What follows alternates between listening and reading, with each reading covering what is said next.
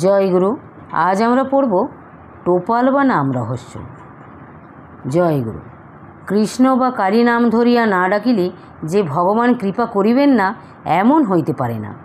ভগবান অনন্ত, তার নামও অনন্ত, তার রূপও অনন্ত, তার মূর্তিও অনন্ত। জগতের অনন্ত নাম, অনন্ত রূপ, অনন্ত আকৃতি তাহার বিরাট বিশ্বরূপ। সুতরাং লক্ষ্য ভগবান থাকিলে যে কোনো নামে, যে কোনো রূপে, যে কোনো আকৃতিতে তাহাকে ডাকিলে তিনি ভক্তকে কৃপা করিয়া থাকেন। চাই সরল বিশ্বাস এবং ভক্তি। যদ্বারা কোনো বস্তু বা ব্যক্তিকে নির্দেশ করা যায় তাহাকে নাম বলে। অতএব লক্ষ্যই মূল। লক্ষ্য ঠিক থাকিলে নাম রূপের ব্যবধানে বা পার্থক্যে বিশেষ কিছু আসে যায় না। কারণ তুমি তাকে যে নামেই ডাকো না কেন, যে রূপেই চিন্তা করো না কেন, তার বিরাট বিশ্বনাম রূপের মধ্যে পড়িবেই। যেহেতু বিরাট বিশ্বরূপেও তো তিনি, এই সম্বন্ধে একটি গল্প বলিতেছি। গল্পটির অন্তর্নিহিত অর্থ বুঝিতে পারিলেই আমার বক্তব্যের প্রতিপাদ্য বিষয় সহজে হৃদয়ঙ্গম করিতে পারিবে। গল্পটি এই: কোনো গ্রামে কৃষকের এক বিধবা পত্নী হারান নামে একটি ছেলে নিয়ে বাস করিত। ছেলেটি বোকার মতো, বুদ্ধি শুদ্ধি বড় ছিল না। হারান মাঠে গরু চড়াতো আর আপন মনে যা খুশি তাই করত। মাঠের পাশেই একটা বন ছিল। সেই বনের মধ্যে এক সাধু আশ্রম করিয়া বাস করিতেন। সাধুর আশ্রমে সদা সর্বদা লোক যাতায়াত করিত। হারানও প্রত্যহ মাঠে গরু ছেড়ে দিয়ে সাধুর কাছে বসিয়া ধর্ম উপদেশ শুনিত। সাধুর নিকট ধর্ম উপদেশ শুনিতে শুনিতে হারানের ইচ্ছা হইল সাধুর নিকট দীক্ষা গ্রহণ করে। তার দৃঢ় বিশ্বাস হইল সাধুর নিকট দীক্ষা গ্রহণ করিতে পারিলেই সে মুক্ত হইয়া যাইবে। হারান সুযোগ বুঝিয়া একদিন সাধুর নিকট দীক্ষার কথা বলিল।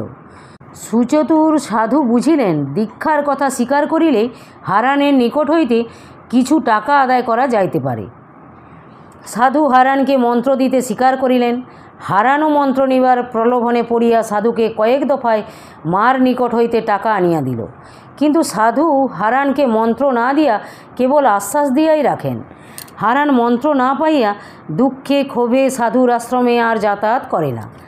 একদিন হারান জমি চাষ করিতেছিল।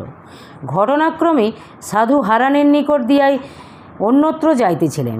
হারান রুখে দাঁড়াইয়া বলিল, হয় আমাকে মন্ত্র দাও, না হয় আমার টাকা ফেরত দাও, নতুবা এখনই তোমাকে খুন করে মাটির মধ্যে পুঁতে ফেলব। সাধু হারানের উগ্রমূর্তি দেখিয়া বুঝিলেন এ মূর্খের দ্বারা খুন হওয়া অসম্ভব নয়। টাকা ফেরত দেওয়া অপেক্ষা একটা কিছু বলে দিয়ে উপস্থিত বিপদ হইতে রক্ষা পাওয়াই শ্রেয়। সাধু বলিলেন, তোর মন্ত্র গোপাল, যা জপ করগে। হারান মন্ত্র পেয়ে আনন্দে গদগদ হয়ে সাধুকে পুনঃ পুনঃ প্রণাম করিতে লাগিল এবং ক্ষমা প্রার্থনা করিয়া পথ ছাড়িয়া দিল। সাধুও হাঁপ ছাড়িয়া বাঁচিলেন। হারান মন্ত্র পেয়ে আনন্দে আত্মহারা হয়ে মন্ত্র জপ করিতে বসিয়া গেল। মন্ত্র জপ করিতে করিতে হারান ক্ষুধা তৃষ্ণা সব ভুলিয়া গেল। হারানের বিলম্ব দেখিয়া হারানের মা তার খাবার নিয়ে মাঠে আসিল। হারান বলিল, আমি খাবো না, আজ সাধুর নিকট মন্ত্র পেয়েছি, খেতে গেলে মন্ত্র ভুলে যাব। হারানের মা বলিল, আমি তোর মন্ত্র জপ করিতে থাকি, তুই ততক্ষণ খেয়ে নে। অগত্যা হারান তাই করিল। হারান খেয়ে যখন মার নিকট মন্ত্র চাহিল তখন তো মার চক্ষু স্থির। এর মধ্যেই হারানের মা মন্ত্র ভুলে গিয়েছি। হারান উগ্রমূর্তি ধরিয়া বলিল, আমি তো তখনই বলিয়াছি আমি খাবো না, খেতে গেলে মন্ত্র ভুলে যাব। শীঘ্র আমার মন্ত্র বলে দাও, নতুবা এখনই আমি আত্মহত্যা করিব। হারানের মা অতি কষ্টে গোপালের স্থলে টোপাল বলিল। হারান কোনো সন্দেহ না করিয়া সরল বিশ্বাসে টোপাল মন্ত্রই জপ করিতে লাগিল। তার মা বাড়ি চলিয়া গেল। হারান টোপাল মন্ত্র জপ করিতে করিতেই তার আত্মবিস্মৃতির অবস্থা আসিয়া পড়িল। সে কখনো হাসে, কখনো কাঁদে, কখনো নাচে আর উচ্চস্বরে চিৎকার করিয়া টোপাল মন্ত্র জপ করে। হারান পাগল হয়েছে মনে করিয়া লোকে নানা প্রকার ঠাট্টা বিদ্রুপ করিতে লাগিল। হারান লোকের ঠাট্টা বিদ্রুপের হাত হইতে রক্ষা পাইবার উদ্দেশ্যে একটা ভীষণ অরণ্যের মধ্যে প্রবেশ করিয়া মন্ত্র জপ করিতে লাগিল। টোপাল মন্ত্র জপ করিতে করিতে তার আহার নিদ্রা, দিন রাত্রি, দেশ কাল সব বিস্মৃত হইয়া গেল, কিন্তু টোপাল মন্ত্র ভুলিল না। দেহ যখন অচল এবং অসাড় হইয়া আসিল তখন অজগরের ন্যায় এক স্থান শুইয়াই নাম জপ করিতে লাগিল। যখন দেহ হইতে প্রাণবায়ু বাহির হইবার উপক্রম হইতেছিল, তখন বৈকুণ্ঠে ভগবানের আসন টলিয়া উঠিল। তিনি ভক্তের ডাকে আর স্থির থাকিতে পারিলেন না। হারানকে কৃপা করিয়া ভক্ত বৎসল ভগবান সেই বনে চলিলেন।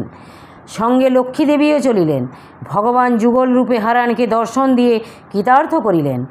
লক্ষ্মী ঠাকুরানী হারানের মুখে টোপাল নাম শুনিয়া ভগবানকে বলিলেন, ঠাকুর, আমি তো তোমার বহু নাম শুনিয়াছি, কিন্তু টোপাল নাম তো কখনো শুনি নাই। টোপাল নাম তোমার কখন হইল? ভগবান মৃদু হাসিয়া বলিলেন, দেবী, আমার কি নির্দিষ্ট কোনো নাম বা রূপ আছে? আমার অনন্ত নাম, অনন্ত রূপ। আমাকে যে ভক্ত যে নামে ডাকে, যে রূপে চিন্তা করে, আমি সেই নামেই তাকে উত্তর দিয়া থাকি, সেই রূপেই তাকে দর্শন দিয়া কৃতার্থ করি। যে যথা মাং প্রপদন্তে তাংস্তথৈব ভজাম্যহম। যে আমাকে যে প্রয়োজনের জন্য যেভাবে ভজনা করে, আমিও তাকে সেভাবেই অনুগৃহীত করিয়া থাকি। ভক্তেরাই তো আমার নাম রাখিয়াছে, আমার নাম কি আর আমি রাখিয়াছি? হারান যেদিন হইতে আমার ভক্ত হইয়াছে, সেই দিন হইতে আমার টোপাল নাম হইয়াছে। আমি ভাবগ্রাহী জনার্দন, আমি ভক্তের অন্তরের ভাবই গ্রহণ করিয়া থাকি, বাহিরের আড়ম্বরে ভুলি না। ভাবের ঘরে চুরি করিলে আমাকে কেউ পায় না। বাংলাদেশে আরও একটি প্রবাদ প্রচলিত আছে। কোনো একজন ভক্ত তুচ্ছভাবে কোনো সাধুর নিকট হইতে ঢেকি মন্ত্র পাইয়াছিল এবং সেই মন্ত্র সরল বিশ্বাসে জপ করিতে করিতে ঢেকিরূপেই ভগবানকে দর্শন করিয়া কৃতার্থ হইয়াছিল। অবশ্য পরে ভগবানের কৃপায় ভগবানের স্বরূপ দর্শন করিয়াছিল। সুতরাং নাম রূপের ব্যবধানে ভক্তের বিশেষ কিছু আসে যায় না, যদি ভক্তি ও বিশ্বাস থাকে এবং লক্ষ্য ঠিক থাকে। শ্রী শ্রী ঠাকুর এমন আপনহারা ভাবে বিভোলা হইয়া উপদেশ দিতেছিলেন যে 12টা বাজিয়া গিয়াছে, স্নানের সময় অতীত হইয়া যায়, সেদিকে কাহারও লক্ষ্য নাই, কাহারও বোধ নাই। আমরাও ঠাকুরের অমৃতময় উপদেশবাণী শুনিতে শুনিতে চিত্রার্পিতের ন্যায় দাঁড়িয়ে আছি। আপন আপন কর্তব্য ভুলিয়া গিয়াছি, দেশকালের ব্যবধানও ভুলিয়া গিয়াছি। কি যেন কীভাবে আবেশে বিভোর হইয়াছি। ধন্য আমাদের জীবন যে এমন গুরুর চরণতলে আসিয়া আশ্রয় পেয়েছি। ধন্য আমাদের জীবন যে এমন আপনার অন্তরঙ্গজন বলিয়া চরণস্থলে স্থান দিয়াছেন। একদিন নয়, 2 দিন নয়, এমন বহুদিন লক্ষ্য করিয়াছি এবং উপলব্ধি করিয়াছি। ঠাকুর যখন উপদেশ দিতে থাকেন, তখন আমাদের অনেকের ভিতরে নানা রকম প্রশ্ন বা জিজ্ঞাস্য বিষয় থাকে, কিন্তু আমরা প্রশ্ন করছি না বা প্রশ্ন করতে সাহসও পাচ্ছি না। প্রশ্ন না করলেও তথাপি আমরা আপন আপন অন্তরের জিজ্ঞাস্য বিষয়ের উত্তর পেয়ে থাকি। ঠাকুর প্রথমত একজনকে লক্ষ্য করিয়াই উপদেশ দিতে থাকেন, কিন্তু পরে প্রসঙ্গক্রমে সকলের ভিতরের প্রশ্নের উত্তরও দিয়া থাকেন। 12টার পর ঠাকুরকে গৌরাঙ্গ ঘর হইতে স্নান করানোর জন্য ভিতরে আনা হইল। জয় গুরু, জয় গুরু। আজ এই পর্যন্তই। যদি আপনাদের ভালো লেগে থাকে তাহলে চ্যানেলটিকে সাবস্ক্রাইব করে সাথে থাকবেন। জয় গুরু, জয় গুরু।